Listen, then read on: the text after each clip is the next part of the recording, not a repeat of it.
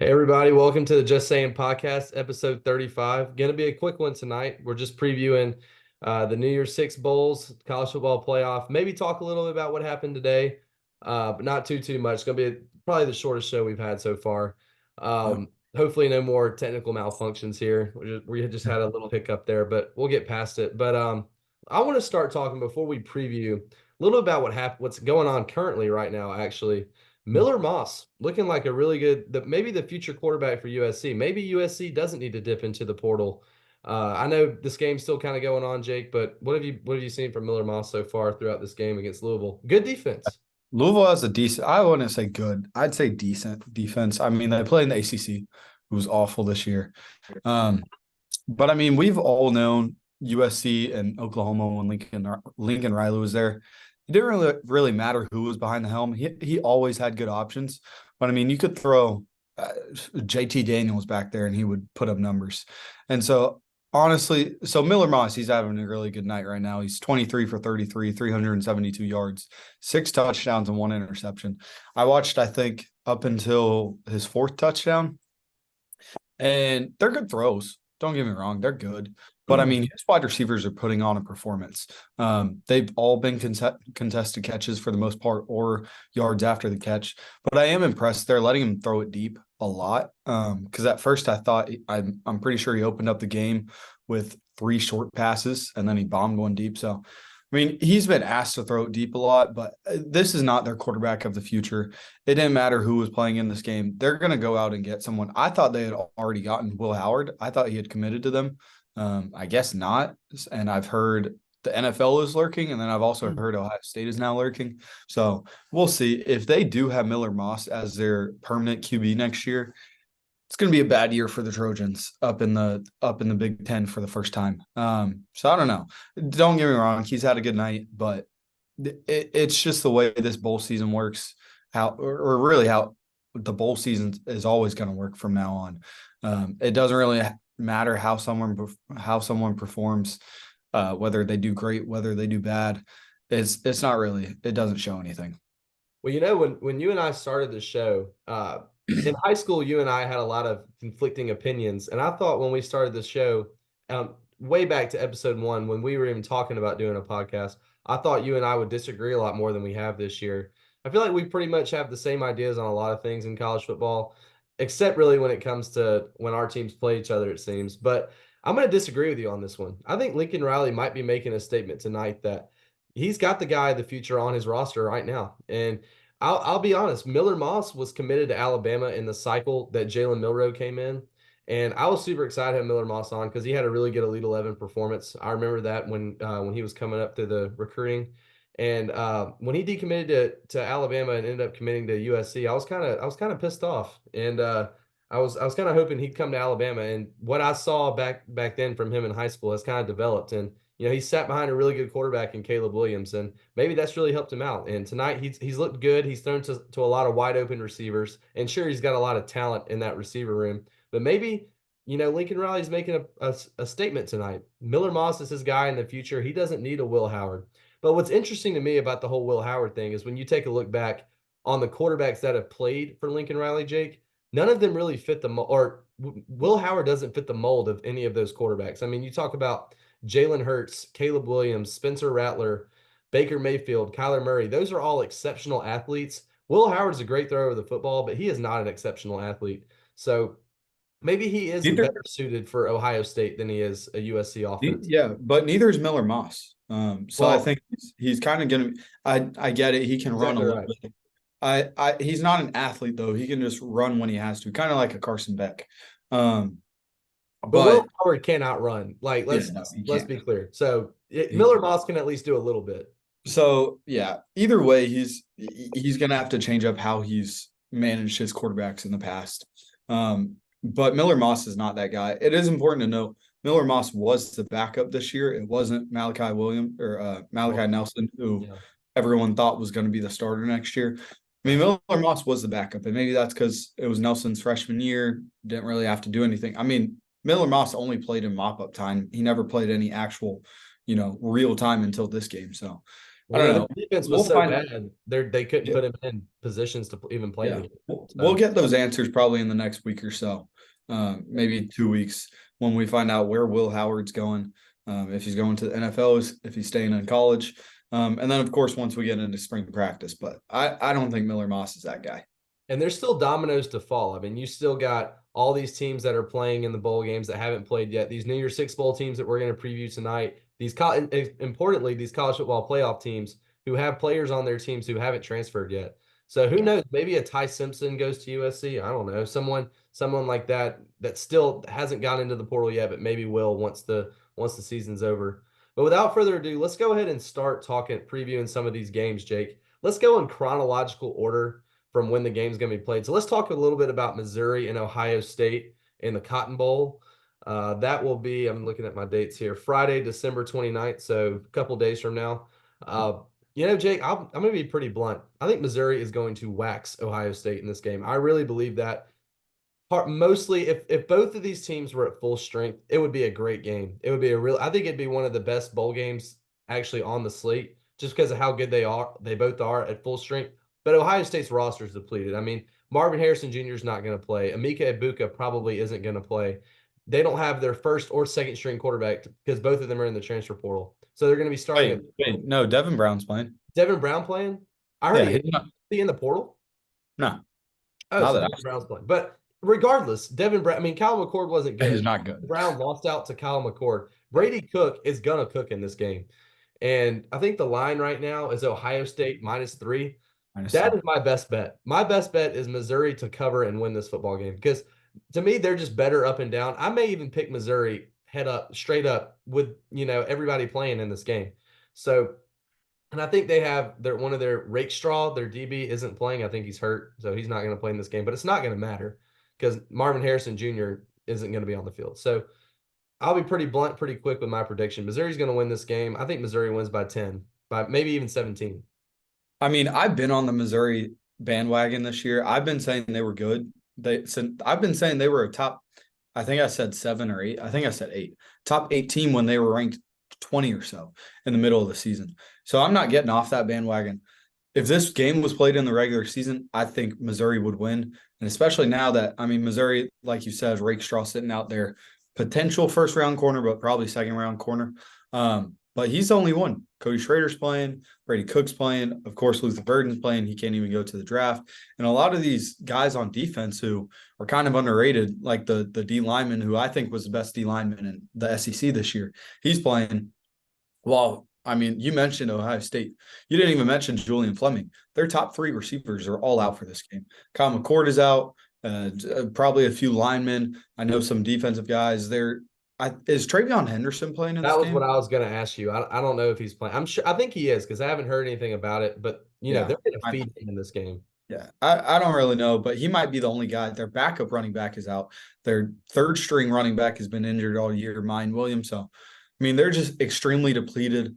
I don't know about a blowout just because it's the Ohio State brand. I think they do have a bunch of athletes. I mean, we're talking about the guys that are going to replace Marvin Harrison, Emeka Egbuka if he doesn't play, Julian Fleming. Yeah. It's like Brandon Ennis, Carnell Tate, and probably another 5-star. So, I mean, they're loaded at wide receiver, but it's, in the depth that I just don't see them being able to handle Missouri, with pretty much their full strength on offense. So I agree. That was going to be my best bet too.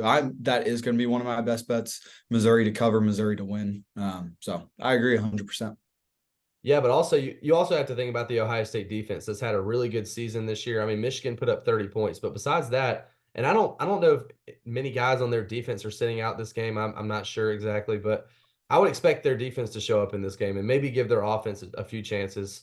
We know Devin Brown, he can't be that special. I mean, he didn't beat out Kyle McCord, who's going to be Syracuse's starting quarterback next season.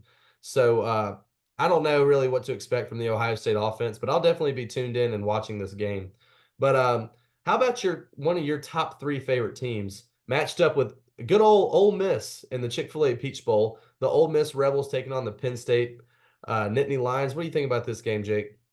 I'm so excited for this game. This is a noon kickoff on what day is it? Friday or Saturday? No, Saturday. December 30th. I am so excited for this game.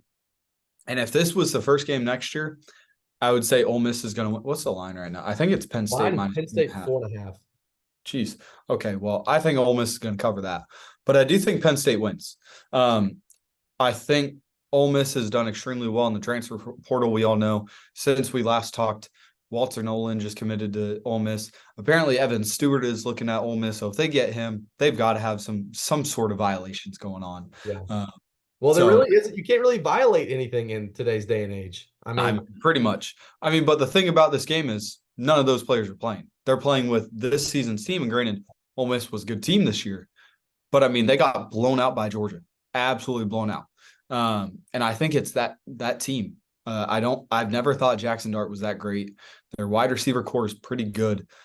In the trenches, they're okay, they're decent, and then they're like we've talked about, their defense is okay, but not elite. And this Penn State offense, they're probably not going to be able to move the ball. Drew Aller, maybe he's unlocked some things over the past month. Maybe they've gotten that run game that we were all hoping for going into the season. Maybe they got that going with Nick Singleton and Katron Allen. Maybe a wideout has emerged in the last month. I don't know. But I cannot see this Ole Miss offense doing anything against this Penn State defense. And likewise with the Penn State offense. So I think it's going to be a really close game. What's the line set up? 48, 48 and a half. Hammer the under in this game. That's also going to be one of my best bets. But I'm going to have Ole Miss covering, Penn State winning by 3. I think it's going to be a tremendous game. I think over under. I don't think they have many people sitting out. I know Penn State has Kalen King and Olu Fashanu sitting out, but I think that's it. So I'll come back to that Olu Fashanu point, but the over under, I agree with you. I think it's going to be under, and that's also one of my best bets. I really like that too. But back to your Olu Fashanu point, what was Ole Miss really good at on defense this year? That was getting to the passer. And that was they held up in the back end. They held up their way in the back end, not against the great teams like Alabama and Georgia. Well, they actually did. Alabama. No, they did. They had like 5 sacks against Bama. Well, 4 or 5. Secondary speed. Oh, yeah. But they're able to get after the quarterback. And with Olu Fashanu, the left tackle for Penn State, probably going to be the number 1 offensive tackle off the board. I mean, he's a top 5 pick in the NFL draft that's upcoming. Without him, it's going to be tough for Penn State to hold that edge. And I think Ole Miss has a few sacks in that game, which you never know could turn out to be a forced fumble, an errant throw that could end up being an interception. So I think I do think Penn State's going to be able to run the ball in this game, but I do not think Drew Aller is going to be effective enough in this game, in the passing game. I'm a lot higher on Jackson Dart than you are. I think the wide receiver core that Ole Miss is going to help them out. Maybe Quinshon Judkins gets going in this game. Probably not, I don't think, with that Penn State front. But I think Jackson Dart does enough with his arm. Trey Harris does enough catching the ball, and they get to Drew Aller enough to win this game. So I'm also going to go Ole Miss to win, Ole Miss to cover. And, we'll talk a lot more about the Rebels this offseason, but, man, that 2024 Ole Miss team, they're going to be a force in the SEC next season. See, Sutton, this is why I never trust you when you say you'd be surprised if someone goes to somewhere other than Bama.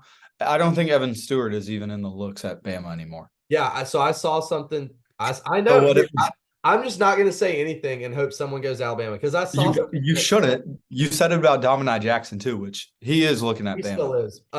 I didn't say that I thought he'd go. I think he's going to go to the winner of the Rose Bowl. Is what I said about Domani Jackson. But yeah. Josh Pate was saying, because I was watching his video, he said that Stewart went and got the bag at A&M his freshman year when he signed with Jimbo, and he thought, and a lot of the other people that across the country that are experts thought that Evan Stewart would go to a team that he wanted to go chase a ring. Like he wanted to go chase a national championship, not money. Well, apparently the 3 that he's got down to are going to give him a bag, whether that's Ole Miss, Tennessee. I've heard that like Oregon may have been in there and like USC. So all these teams are kind of throwing the bag at Evan Stewart. And apparently he's going after yet another bag. So I would not be surprised if he ended up on Ole Miss, but I was kind of pissed off that Alabama wasn't going to play Ole Miss next year for the first time in 80 years. And I don't know if that's such a bad thing now because I know. Can we trade? Lane Kiffin is stockpiling talent there. Y'all play LSU, right?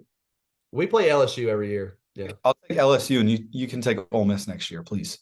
Well, and that's another thing. It hasn't happened yet, but the Brian Kelly rumors are alive to Ann Arbor. I mean, if Jim Harbaugh ends up going to the NFL, Brian Kelly to We may have a new coach at LSU next year, but that's a topic for another day. Let's talk about the Georgia Bulldogs playing the undefeated Florida State Seminoles. Such a daunting task that the Bulldogs have in front of them. They're 19-point favorites in the Orange Yeah. Bowl. So Give your take. this line started at 12.5. And it was when everyone was playing. And I think that was a pretty good line. But now we know that FSU is trotting out their third string team, not defense, not offense. They're basically their whole team. I think they have, I saw it earlier today. I'm pretty sure they have 13 to 14 starters out, whether it's to the transfer portal, a couple of injuries, or the NFL, which I mean, they have a lot of guys going to that. So, I mean, I'll kind of keep this short. It'll be really, really sad if we lose this game. I mean, it's kind of similar how it was in the season. I don't care how we win. I just want to see us win because it's not like we're fully healthy. I mean, Brock Bowers isn't playing, Amarius Mims playing. We're going to be trotting out freshmen, some younger guys who haven't got as many reps. Some of our players who were impacted in the season are in the transfer portal and their backups are having to come in. So it's not like we're playing at full strength. I just want to see us win. I don't care if we cover. I think we will. I think we're going to blow them out. But as long as we win by more than one, I'm okay with it. So, but like I said, Brock Bowers isn't playing. Amarius Mims isn't playing. I do think, and it's so funny, as soon as that was put out, all the anti-fans were in the chat saying, oh, Bama broke Georgia. Oh, there's culture problems at Georgia. That's not true. They wanted to bring up Bryce Young and Will Anderson from last year, which is impressive that they got them to play. But both of them were 100% healthy. Both Brock Bowers and Amarius Mims are less than 70% healthy. I would have to assume Brock Bowers was playing on one ankle. Amarius Mims left the game after the second drive against Bama and didn't play at all. So these guys need to get ready for the NFL draft. It's not like they're fully healthy and can play in this game. But I do think, not Amarius. I think Amarius, he's a weird guy. He was going to sit out either way, very antisocial.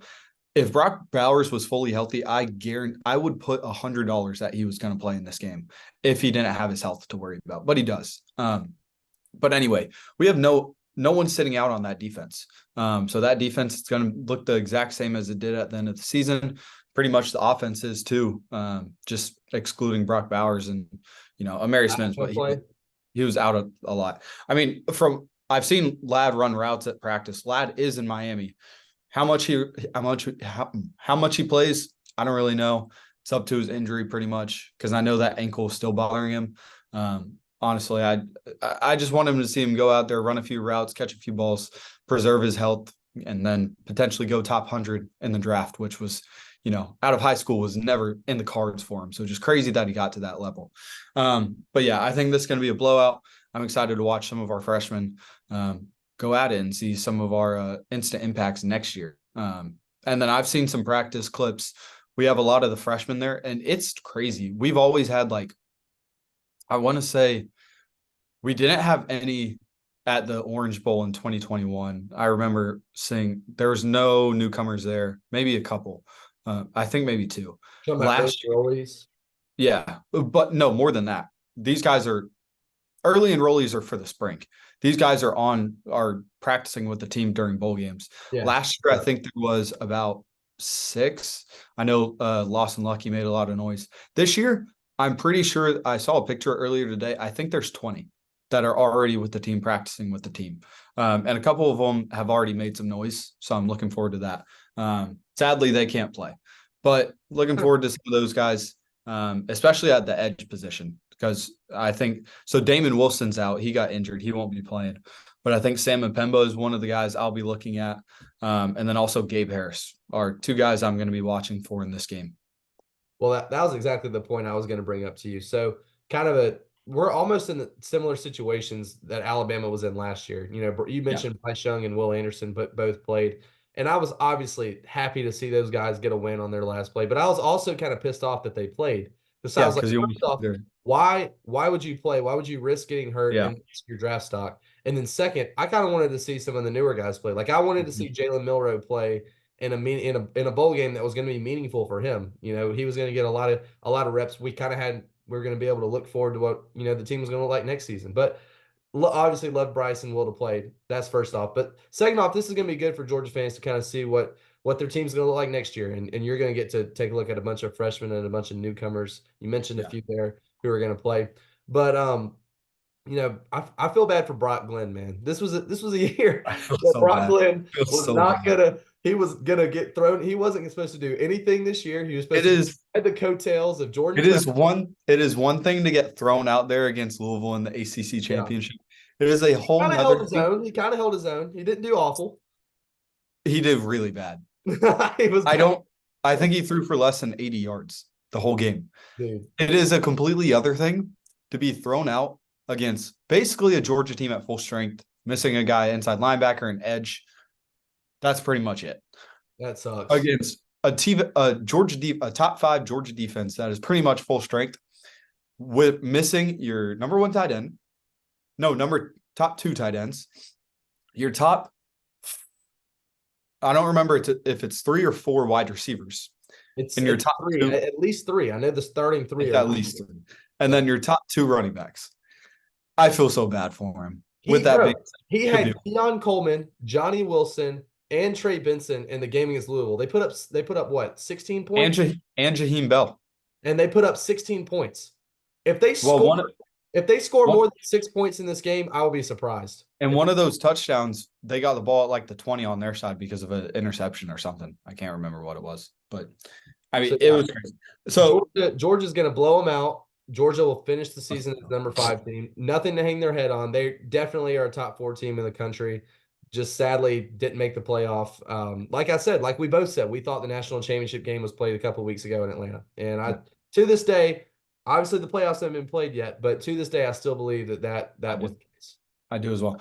But I think this game and last year's game with Bama shows the world, and it's always been obvious, but just reaffirms that Kirby Smart and Nick Saban are in a tier of their own. I mean, who's the best one of those right now? It's flip a coin, figure it out. I don't know. Obviously, Nick Saban's the greatest of all time, but if you had to pick one right now, you just got to flip a coin. It's 50-50, because to get your team motivated for this game is kind of crazy. I mean, this is a team that won 29 games straight. And I mean, the road to the national championship is there. A team has never fallen out from number 1 past 4 ever in the playoff history. And then you lose in the SEC championship by 3. No, you didn't get blown out. It was a really close game. You had a chance to win at the end if you could just stop Jalen Milroe. Couldn't do it. And you get basically your whole team ready. And like I said, Brock Bowers is sitting out and Mary Smims are sitting out. At least one of them, if they were both fully healthy, they would be playing in this game. And so it's exactly like it was with Bryce Young and Will Anderson, where they should have sat out. And I think if they were fully healthy, at least one of them would have played. Definitely Brock. I don't know about Amarius. But like you have Kamari, who's a probably top 45 pick. You have Javon Bullard, who might come back. He's definitely a top 80 pick. But all these guys are playing.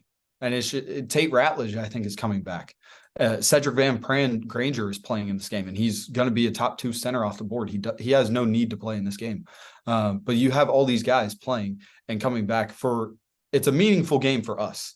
For FSU, obviously it's meaningless. We've seen what their players think of it. But it's just crazy how Kirby and Nick Saban can get their teams ready for this. And it is pretty much a meaningless game. Whoever wins, they're going to say the other team didn't care. And we're probably going to win, and everyone's going to say, who cares? FSU didn't care. They had no one playing. So it's just crazy how you can get your team ready for a game like that. Well, regardless, it'll still be good for Georgia fans to probably finish their season on a win, on a high. Look forward to next season with all these freshmen that are playing. Obviously, Georgia's going to be a force to deal with next year. They are every year. And like you said, Kirby Smart's not going anywhere. So that's scary for the rest of college football. So, yeah, I'm going to go Georgia to win and Georgia to cover. I think it's going to be maybe 35-point win for Georgia. Let's hope so. It's going to be pretty bad. Let's go to let's go to the Fiesta Bowl, Liberty, Oregon.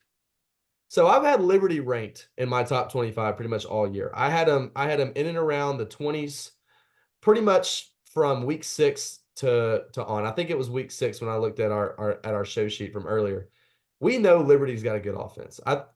They did not play a single soul this year that had a pulse, but they have a really good offense. Caden Salter, led by Caden Salter, their quarterback, former Tennessee guy, really good quarterback. I actually think he's got a pretty good NFL future. If you go watch him, I'm impressed with some of the throws he makes. He can run the ball. He's kind of a do it all guy. He kind of reminds me of the group of five Jaden Daniels. Like that's who he reminds me of, the way he makes plays. But this game is going to be all Oregon. Bo Nix is playing in this game. He's going to try and finish his college career on a high, kind of like Georgia, is going to, the Georgia fans want their team to do. Bo Nix wants to go out on top. So we'll see what happens. But I think Oregon, I think the spread in this game right now is 16.5. It's played in Arizona, Fiesta Bowl. Oregon's defense is something unlike Liberty has faced all season, and we'll make this one quick, but it's going to be a blowout. Oregon's going to win this game, I think, by probably 24, 20, 27. Liberty will score some points in this game. I think they score, 24, 27, but I think Oregon legitimately will score like 40-something points in this game because I don't think they really have anybody sitting out on offense. I think all their playmakers, their receivers, their running backs, and obviously Bo Nix, the guy that makes it all go on offense, is going to play for them. So another kudos to Dan Lanning and getting all those guys to stay and play. And their future looks bright for 2024 and beyond too, with him at the helm. So yeah, I'm gonna go Oregon to win, Oregon to cover. Pretty bad in this game. Yeah, I'm pretty sure Oregon's entire team is playing in this game. And I'm kind of the opposite, not kind of the opposite. I'm the exact opposite of you. I didn't put Liberty in my top 25 until week 10. So they were never in it until then. And I stand by that. Liberty, if they played any type of schedule at all, they would have had a few losses. I mean, they're a pretty good group of five team, but there are so many teams that would beat them. Iowa would beat them, and Iowa sucks. Iowa is so bad. Yeah, I don't think Iowa beats them. Iowa beats them. Iowa beats them 100%. Caden Salter would not know what to do because their defense is good. They would the score would be 7-0. It would be an Iowa defensive touchdown. That would be it the entire game. And like I said, I don't know who's sitting out for Oregon. I don't know if there's any defensive players. Yeah. So I mean, talk about a Dan Lanning getting a team ready for a meaningless bowl game. I mean, you're playing Liberty, a team that's 13-0. This is going to be a blowout. I think Oregon wins by 31-35, somewhere in that range. I think Bo Nix has another great game. Definitely potentially plays his way into a late first round pick. I just don't know are going to take his stock from 1 year at Oregon versus, the year before at Oregon and all the years at Auburn. I don't know also his age. I don't know how they're going to view it, but I know he's going to put on an absolute clinic against this Liberty team. Not excited for this game. I'm going to try to find something else to watch. I think it's going to be a blowout. I think Bo Nix has a career in the NFL, whether that's probably not a starter, probably a backup. But I think this isn't meaningless for Dan Lanning because this is only his second season at Oregon. It's kind of completely different than Kirby Smart. I mean, Kirby Smart's won 2 national championships, played for 3, been there for a long time. This is in his second season. Dan Lanning was competing for a Pac-12 championship. Granted, he lost to the best team in the Pac-12 twice in one season, which nothing to really hang your head about. They just got beat straight up 2 times, and to be in a New Year's Six Bowl, your second season. I mean, Kirby was in a national championship his second season. If New Year's Six Bowls were a thing back in the day, Nick Saban would have been in one his second season, only losing to Florida in 2008. So Dan Lanning's kind of showing that he may be on the road being one of the next best head coaches in college football alongside Nick Saban and Kirby Smart. Obviously wouldn't put him on that tier just yet. I think Kirby and Nick are on the tier of their own, and there's a huge gap in between. But Dan Lanning's definitely on his way, and very excited and very happy for a guy like Dan Lanning. I know you are too. But I know the Citrus Bowl. The Citrus Bowl is not a New Year's Six Bowl, but it got a little bit more interesting today, Jake. Iowa and Tennessee, okay, in the Citrus Bowl or in Orlando. Nico Lima is going to be the quarterback for Tennessee. Joe Milton opted out of the game. I don't know why Joe Milton opted out of the game to go to the NFL draft. It's not like he's going to because he was your Heisman favorite at the beginning of the year. That's why. Well, it's not like Joe Milton's going to get drafted after the year he had. I mean, I'll admit that was a very hot take, and that was not a good take of mine. But that was not that hot of a take. Everyone thought that, and I have no clue, no earthly idea why so many people thought Joe Milton was going to be him. They watched him play okay against Clemson and was like, "Oh, this is the guy who transferred out of Michigan." This is game. He played okay. I thought he played well. Anyway, Joe Milton, he's going to go out to the combine. He's going to run like a 4.6, 4.58. Yeah. He's going to throw the ball 90 yards, and they're going to be like, "Oh, that's our guy." Someone's going to pick him probably in like the second round or maybe early third, and he's going to get cut 3 seasons later. That's what's going to happen. Calling it, booking it. Well, 3 seasons in the NFL is better than none. But Oh, I know 100. Tennessee fans, and I'm going to tune into this game not only because I think it's going to be a hilarious game to watch with just how bad Iowa's offense is and how stifling their defense is. It's not going to be a very high scoring game, but I mean, honestly, we were talking about how good that Iowa defense is. It sucks for Nico Lamaleva that his first game is going to be against them. I mean, he might get because think about this. This is his first start. Tennessee fans, Oh no yeah. matter how this is going to go, are going to judge this performance throughout the entire offseason. So however he does this offseason, there's going to be smoke around this game for the next, 6 or 7 months until Tennessee gets back on the field.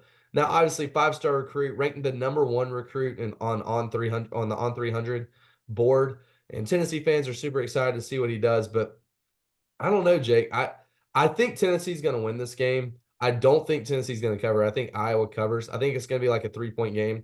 I'm going to go the final score. I'm going to go 17-14 Tennessee. I do think Iowa scores 14 points. Uh, Whoa. yeah, I know Whoa. that's a little bold of me. It's a little Whoa, that is hot. yeah, it's a little bold of me, but I do think they're going to score 14. I think Nico does enough in this game. He's not going to look great. He's not going to look sharp in this game, but he's going to be a good quarterback for Tennessee in the future. He's going to be he's maybe not a top tier quarterback in the SEC next year because it's so loaded, but I think in a couple of years he'll be one of the top tier guys in the SEC. He's got a ton of talent.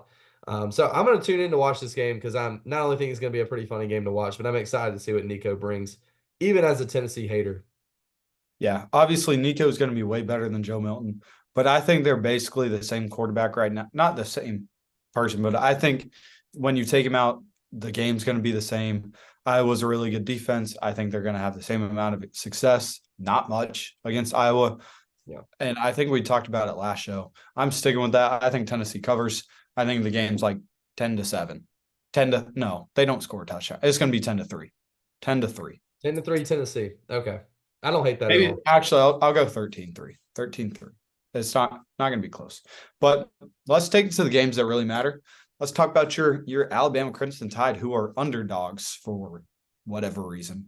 I don't know why. Love it. We love it.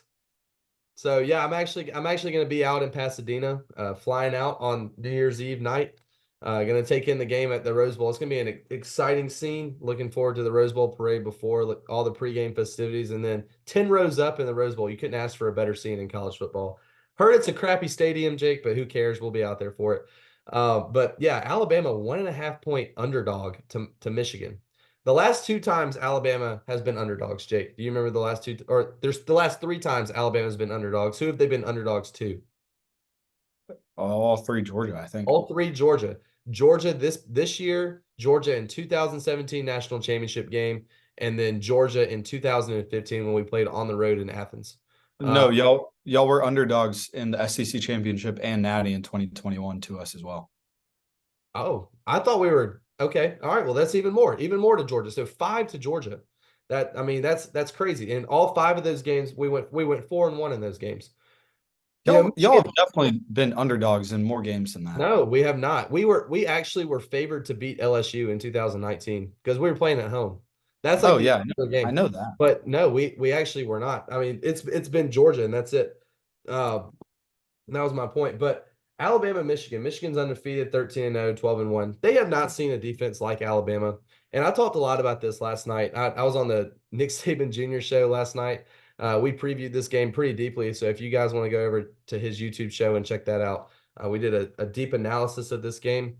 But these teams are very similar to one another. I mean, you look at the way Michigan plays defense and the way Alabama plays defense, they want to do the same things. Michigan's more of a run-stopping defense, whereas Alabama's more as a get at the passer, play really good secondary defense, make sure the passer they don't control the air. But what does Michigan do really good on offense, Jake? They run the football very, very well. Blake Corum and Donovan Edwards. Georgia had firsthand experience in 2021, and they made them pay. I mean, Georgia absolutely killed them in 2021. But since then, you can tell this Michigan program has gotten better under Jim Harbaugh.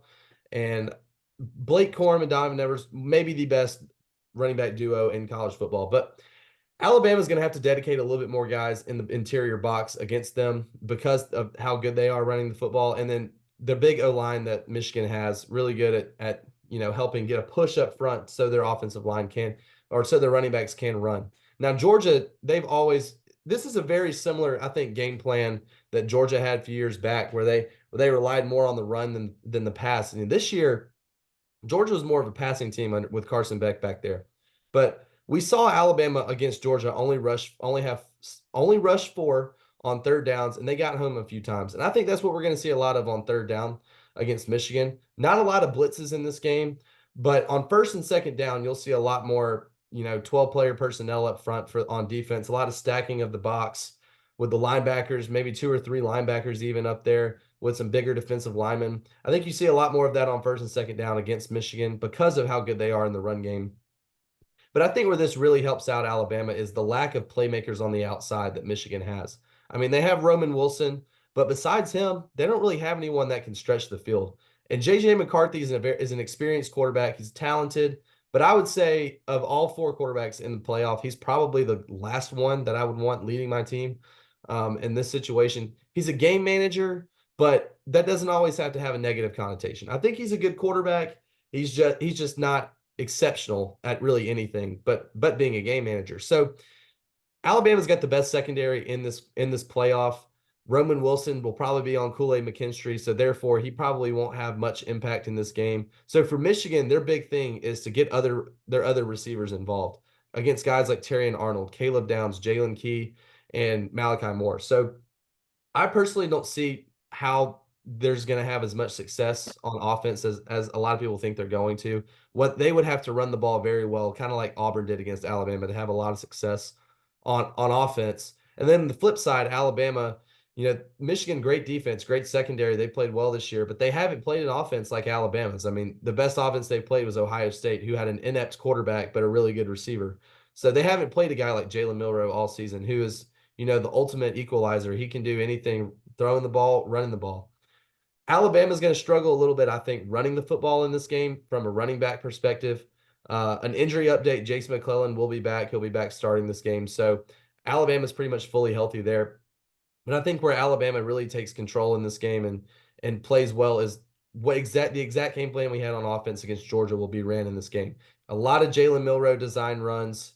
That's going to be tough for Michigan to handle. And then a lot of the just dink and dunk offense that we had against Georgia. Don't do too much with Jalen Milroe's arm. Don't force him to make a lot of throws. Just quick, easy throws, quick, easy reads. And I think that it's going to lead to some long drives for Alabama, and they just got to finish them out. So just got to be consistent drive, nothing sophisticated. So I think this is a game where Alabama really controls the game the whole time. They don't win in blowout fashion, but they win by 10 points. I'm going to go 31 to – I'm going to change that up. I'm going to go 24-14 is going to be my final score. I think it's a low-scoring game. I think hit the under in this game. Alabama's going to win, and Alabama's going to go on to the national championship, in my opinion. I think Michigan's got a good team. I know this is their 3rd year in a row being in the playoff. They've lost 2 seasons in a row in the semifinal. But just with everything that's happened this year, all the smoke behind Jim Harbaugh, possibly going to the NFL, and the fact that I just think Alabama has a much better team, non-bias aside, than Michigan does, I'm just going to give it to Alabama, and I think Alabama's going to roll on to the Natty. Yeah, I agree. Like I said, I don't know why Michigan is favored in this game. I think it should be Bama. I agree that it was the Natty on on December 2nd, or I don't know if it was the 3rd. Whatever day the SEC championship was, that was the national championship. I think Bama's going to win this game. I think they're going to cover it. My score prediction is 27-17, somewhere around there. I think Michigan's goal should be to use the exact same strategy as Georgia used. Georgia and Michigan are 2 very similar teams. Michigan and Bama are 2 very similar teams. I think they try to do the exact same thing. The problem is they just don't have the athletes to do it. Like Georgia did a great job at, limiting Alabama's success. I mean, if you take away Georgia's fumble, who knows if we're not going to relive the SEC championship game. It could have gone a number of ways. If you just bounce the ball differently, Georgia could have won that game. And so that's pretty much all you can ask. But I think Georgia forced Jalen Milroe to win the game for him, and that's exactly what happened. I think Michigan has to do that. You have to force Jalen Milroe to win the game with his arm, not his legs, because his legs, I get it on the very last drive. His legs won it for Bama against Georgia, but that was not how the game went. I think Jalen Milroe had 12 yards rushing the entire game until the last drive. It was not a lot at all. So I think Michigan, like I said, I don't think they have the athletes, so I don't think they're going to be able to do it. That has to be your goal coming in, because whether we think they do or not, it's up to them. It's up how they play, and how they go about stopping Jalen Milroe. I think that's the key. And then also, you mentioned it, Michigan has zero weapons on the outside. We've known it the whole season. Their offense has been absolutely atrocious the last 3 or 4 weeks. I can't remember. It's been, I think, 125th in the FBS. So it's just been absolutely abysmal against pretty good defenses. You know, they've played Iowa, Ohio State, Penn State, really good defenses, actually. And you're going up against another one. So it's not like you can put those aside and say you're going to face a bad defense. You're facing a probably on par with Ohio State's defense, maybe a little bit better. So it doesn't get any easier this game. And granted, you know, Alabama has their holes on offense, and Michigan does have really good defense. So I don't think they're going to be able to put up a ton of points, you know, just whenever they want. But this Michigan offense, I just don't know how they're going to move the ball. I've never thought Blake Corum was that great. I think he's a system running back. He's not great at any. He doesn't break a lot of tackles. He doesn't have breakaway speed. He has decent vision, but I mean, when Michigan just bullies their opponents and create holes for him, he doesn't really have to do anything. There are not going to be holes like that in this game. There will be a couple where he can break out 15, 17, 20 yards. There might be two of those, but you won't be able to do that consistently like you typically can. So I'm interested to see their offense, what their strategy is to move the ball, because I don't see a path to success for them. I do think their tight end, Loveland, I don't know his first name, he's going to have to get involved. That's going to be their only winning spot, I think, in my opinion. I think he can go up against Malachi Moore at the star position. I think he can get the ball, and, you know, whether it's for 3rd and 4 to get 5 yards, or whether it's a 1st and 10 and he gets 15 yards. I think that's going to be their only real way to move the ball and get it past their side of the field. I think he needs a big day.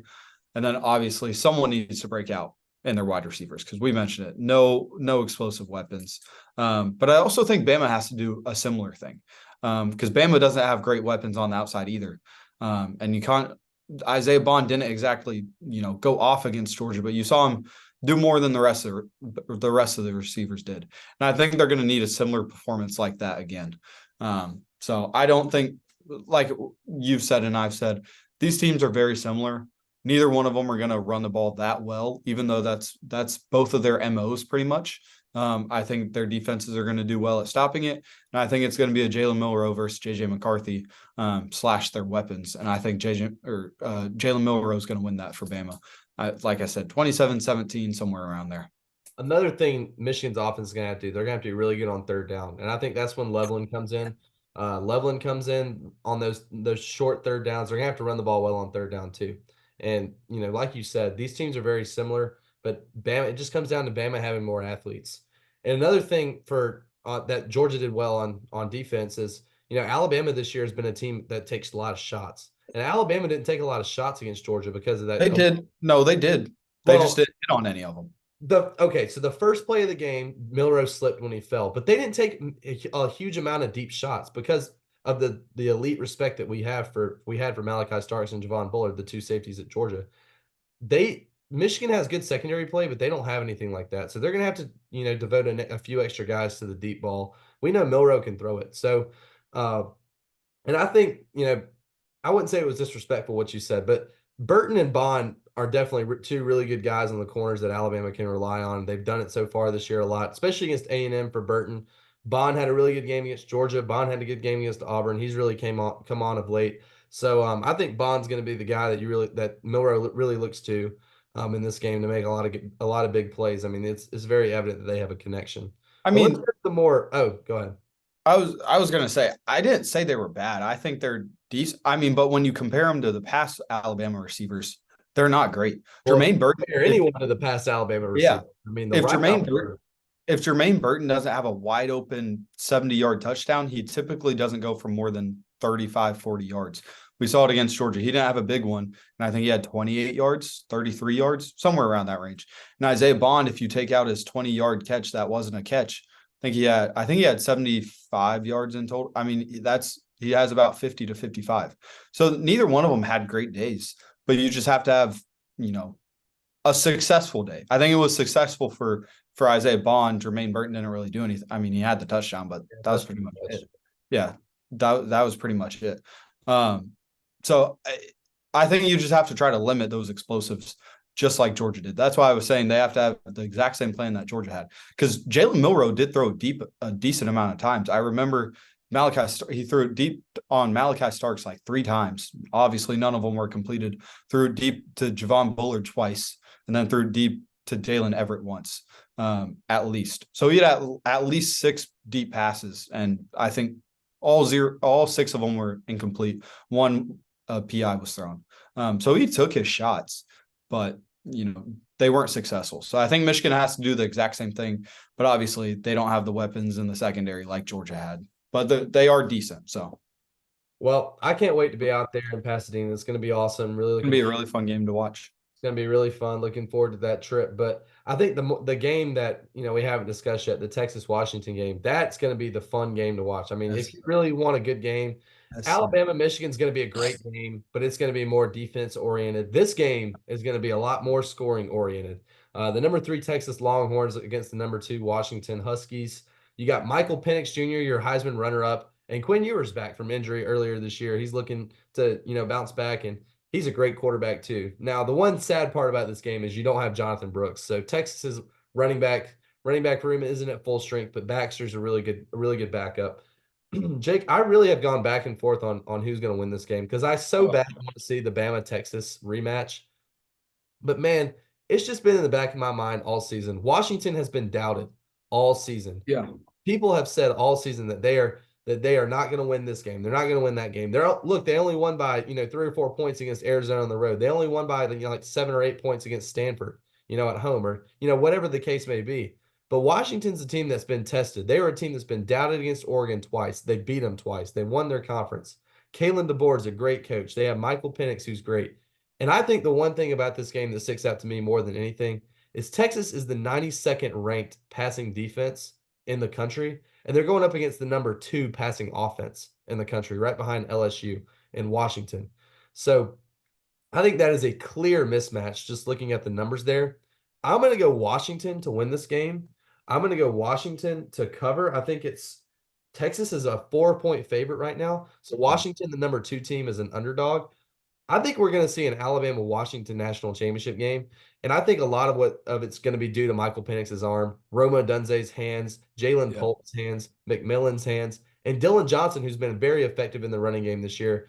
I know that Texas front 7 is very good. They have a really good defensive line. I know that firsthand watching them play this season. But maybe Dylan Johnson can make some plays in the passing game. And this Washington defense is very underrated. I mean, they're not going to jump off the page in any factor, but they play hard. They play physical. They're gonna have some points scored on them in this game, yes, but I think they make enough plays in this game, mainly on offense, but a little bit on defense to win. And I think Kalen DeBoer gets his first shot at a national championship game. Yeah, I agree 100%, except in the fact that I didn't go back and forth. That's been my take ever since the day this was released. I think that's exactly how it's going to go. And you mentioned it. Washington, they've been doubted all year. Both times they faced Oregon, they were already counted out, especially this last time. They were 9.5-point dogs against Oregon, which I did not understand for the life of me. I did think Oregon was going to win, but this was a team. I had Washington in my top 5 pretty much all year. I think there were times where you didn't even have them in your top 10. Some of the weeks they were floating around 12, 13. This team has been not great at some points of the year, and that's why they were counted out. And that's the area I'm looking at. Especially on defense, because their stats on defense, not the greatest. I think this is a game you can't look on paper. I think it's the opposite of Bama, Michigan. I think you can really look on paper for that game. I think stats are going to tell a story. Not this one. I think Washington, in their 2 games against Oregon, they've gone above and beyond, played past their stat category, especially on defense. So like you said, Texas, I think they're going to be able to put up points. I don't think this game is won by Washington's offense, though. I think this game is won by Washington's defense. In a couple of drives that matter, you need to get a few stops. I think they can do that. I do think it's going to be a really, really close game. It's definitely going to be one possession, in my opinion. 7 points. I do think Washington's going to get it. I didn't think of a score prediction. I don't know. Both teams are going to be able to move the ball relatively effectively. It's just going to come down to a few stops. I'm going to say the score is 35. No, I'm going to say 38-35 Washington. No, I'm not. I'm going 40-37 Washington. I'm going to say 37-34. 37-34 Washington. I think it's a 6-point win. This game is going to be so good. I cannot wait for it. I mean, I'm just excited because Washington's been counted out all year. If they win this game, they're going to be counted out against probably Bama. That's the team they're going to face. They're going to be probably – it doesn't really matter who they face. They're going to be like 7.5-point dogs in the national championship. And I don't think Washington has a chance to beat Bama. I'm not going to lie. I think Texas has the best chance to do that. I think they can repeat that like they did earlier in the year. But Washington just matches up well against Texas, especially due to that passing offense, because Texas passing defense is atrocious. They're not. I think they're 95th, somewhere hovering around 100. And Washington is number 1 in passing offense this year. So, I mean, that's going to be hard to stop as a Texas Longhorn fan. So I'm just so excited for this game. Pulling for the Huskies, though. Go Dogs. And for all the Bama haters out there, you want Texas to win this game because at the beginning of the season, Alabama that's what they struggled at, throwing the football, and it showed against Texas. Alabama's good at running the football, and Texas is good at stopping it, but they're not good at stopping the pass. And yes, Jalen Miller has got better at throwing the football this year, but still don't know if it's enough to beat Texas because just how good they are suffocating the run. But we know Michael Penix is good enough to beat Texas throwing the football. And with all his weapons around him, Robo Dunze being the chief guy, I just think that the wrong team's favored in this game, like you said. I agree. And maybe setting up for an Alabama Washington rematch from 2016, the 2016 Peach Bowl in the semifinals there. But it's looking like it's going to be a great weekend of football. I hope everybody enjoys their last week of bowl. It's cannot believe it's almost over. Going to be looking forward to 2024 here soon, but hopefully I get to catch some of that game because I'll be going back to my hotel in LA after the Alabama game. So, and hopefully I'm in the mood to watch some more football. Maybe I won't be. Maybe Michigan pulls. You might not be. Maybe Michigan. It wouldn't be an upset. Maybe Michigan just pulls out the win because they're favored right now. So, we'll see. I'm really looking forward to watching Georgia play. I'm looking forward to all those New Year's Six bowls and especially the college football playoff. So thank you guys for tuning in to another one of our shows, episode 35. I know it was a lot shorter than usual, but I had a good time talking with you, Jake, and appreciate all you guys. Remember to like, subscribe, and maybe even tell a few people about us. So with all that being said, I'll say this on behalf, Roll Tide, go Dogs. I hope the Dogs beat up on the Florida State Seminoles. I know that not a lot of Florida State players are playing, but just for the fact that we can just put down the Noles and put them in the past, make sure they didn't even sniff the college football playoff. I hate that, for any Noles fans that are possibly watching this show that I just said that, but who cares? So roll Tide and go Dogs in the final few games here. Happy holidays and go Dogs, baby. Do we get a Roll Tide out of you, Jake? Because you're going against Michigan, yeah. You'll get a Roll Tide. Say it. Roll Tide. Yeah. Michigan is the one team I will be pissed if they win. I will be so mad if they win the national championship. Everyone is pretty much rooting for Bama. I will say, though, if Washington wins, I am rooting so hard for the Huskies. So hard. Texas, it'll be a flip of the coin. I don't know who I would cheer for in that game. I would just cheer for good football, probably. But Washington, I'm picking them to win it all, hopefully. So we got a Roll Tide. So we'll finish the show on that. Roll Tide.